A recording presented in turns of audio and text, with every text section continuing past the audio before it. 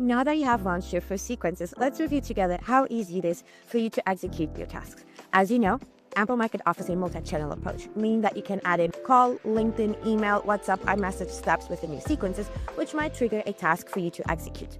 So let's take a look on how to do that. All you need to do to open your tasks page is click on the tasks here under the engage section of your sidebar. Here you will actually be able to see the amount due of tasks you have for the day. By clicking on your tasks page, you will be redirected to your tasks. In here, you will have a full overview of all the tasks that are owned by you, and also a lot of information to help you prioritize which tasks you want to execute first. So you will see the task type, the contact that the task is related to, the job title, the account, the source of the Ample Market sequence. It's just a lot of information really to help you prioritize. But we can take this even a step further by clicking on this filter button here. In here, we'll have different options to filter your tasks so that you can, again, prioritize based on which tasks you want to execute first. One thing we can review together is the task type. So I mentioned that there are different tasks that you can have. You can have email, call, generic, WhatsApp, iMessage, or LinkedIn. So let's say that I wanted to start off my day with calling. All I need to do is click on task type is call, and now I can very easily see all the calls I have due for the day. Now, all I need to do is either select all of my calls by clicking on this button, or I can actually just select an X amount of tasks if I want to. So let's say I want to execute these 2 calls. Again, I select these 2, click on the execute button, and now my extension will pop up. Here in the extension, I will now have access to my dial-up. And all I need to do is to click on this phone button, and then the phone will start to ring, and I'll be able to reach out to my lead. As simple as this to execute your call tasks. As you execute your first task and log in the call disposition, you'll then be able to move into the next call that you have due for the day. Now, let's take a quick look on how you can execute your email tasks. So if we come in here again and we deselect call and we go into email, I now see all the emails I have due for the day. In here, you will be able to see that you might have different types of emails. You might have the dual copyrighted emails that will be done by, and you can review with the AI, or you can have manual emails for you to review. Again, you will be able to select all or just select a couple of emails. Let's say I want to execute these 3 emails here. All I need to do again, click on the execute button, and the extension will pop up again. So this is an example of a manual email. You see in here, I added in my sequence test. Now all I need to do is come in here and I can manually add in the email. Now another example I want to show you is the AI email, so the dual copyrighted email.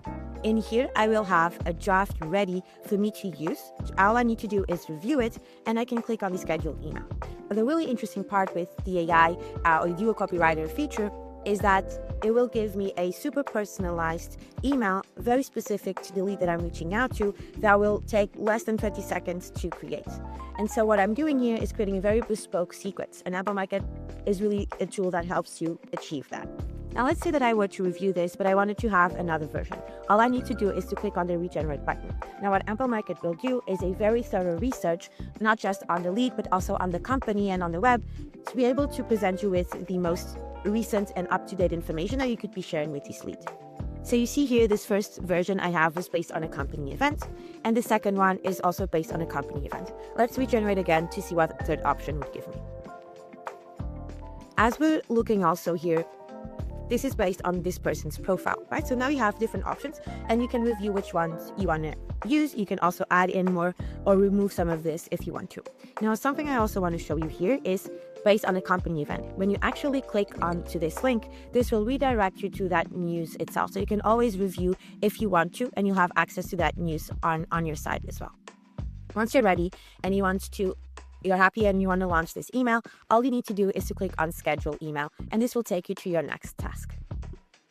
Now, I just want to spend a bit more time with you in terms of looking at your filters here. Just remember that there's a lot of filters you can use. You can look at the source, for example, which will give you here information if it's related to a sequence, a task, a one-off task, or if it's coming from a workflow. You can also look here into specific accounts, specific contacts, whenever it's due. If you're looking for a specific sequence that you want to prioritize, you can also do it that way.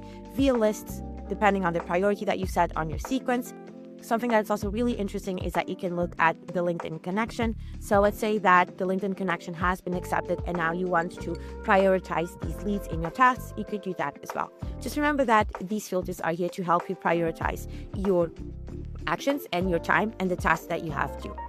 One last thing that I want to show you is in here you can also create your own view by adding those filters that we were just looking at, and then very easily come in here and just select that. No need to keep adding always the same filters.